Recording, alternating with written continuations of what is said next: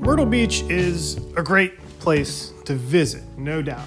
Proof of that is just by the sheer number of you that visit every season, every year, year after year.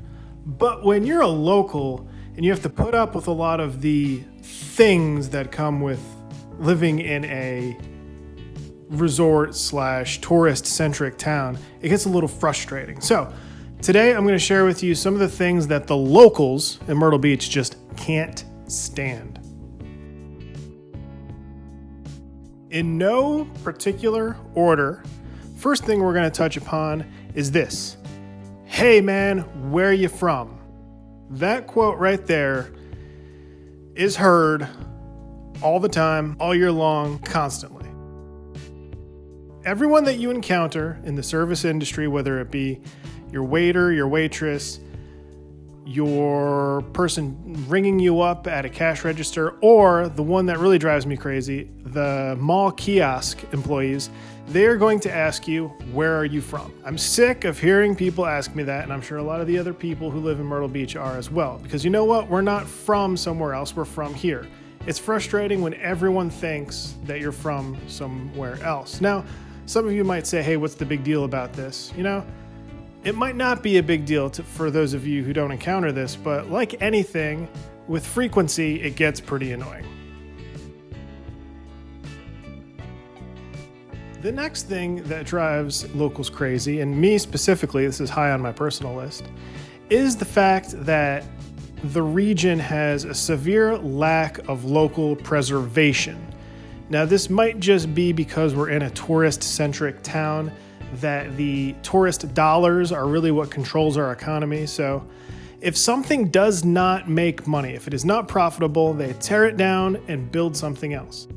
And if a historical building or a historic site or something that has historic significance is in the way of that profit, so be it, down it goes. This is very frustrating because yes, the city is constantly changing and it's dynamic and that's kind of exciting, but at the same time, we're losing what is the history of Myrtle Beach and replacing it with just the fact that we are a tourist-centric, all that matters is the almighty dollar kind of town. And that is frustrating as a local because you kind of lose a local identity, if that makes sense.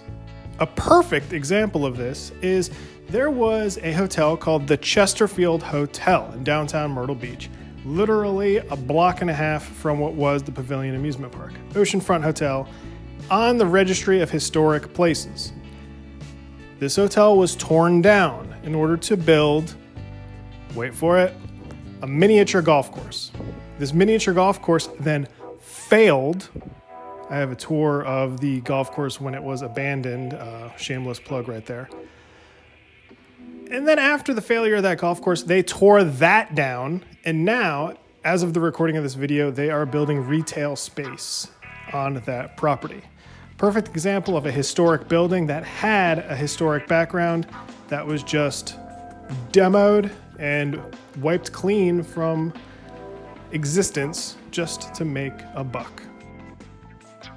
The next item on the list of things that drive the locals crazy is the lack of local representation. Now, let me clarify what I mean by that.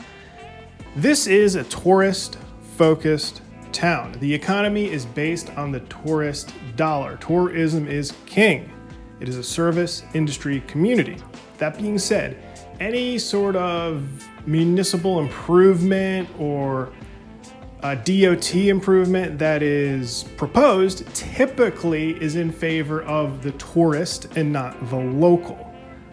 So that being said, when there's money involved to upgrade a park or upgrade a road or beautify a commercial district where there's a lot of tourist dollars versus a residential, you pretty much can predict where that money is going to go. It's going to go toward the tourist so the tourist eyes see it, puts the town in a better perspective, a more positive perspective, and maybe they'll come back and spend some more money. So that being said, the local that resides here is kind of overlooked when it comes to fiscal representation in the region. The next thing that really drives the locals crazy, and this one's obvious, it doesn't need a lot of explanation, it's The sheer number of people who visit each year, the crowd and the traffic that is produced by the crowds who visit. Truth be told, the streets, the roads, the traffic lights within Myrtle Beach are not the most efficient. That being said, once you bring in that transient population that is well beyond what these roads are really designed for, it gets congested really, really fast. Any of you that have visited during a festival or one of the bike weeks have seen this in action and understand what I'm talking about.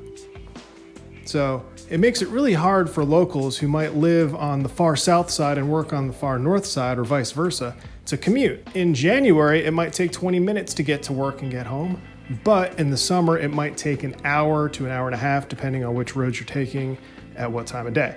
It can get frustrating. The next item on the list is something you might get surprised by, but if you live here, it's not surprising. The locals can't stand the festivals. That's right, the country music festival, the bike weeks, sometimes the car shows, any of the gatherings that bring a bunch of people all at once for one specific weekend or week can be really frustrating when you're just trying to go through your day-to-day routine and do your adulting. Meanwhile, you've got people running around town, getting drunk, swerving through traffic. It's tough to, like I said, do your day-to-day activities with this sort of stuff going on. Perfect example are the bike weeks. Doesn't matter if you're riding a sport bike and pulling stoppies, or if you're cruising on a Harley with a keg on the back.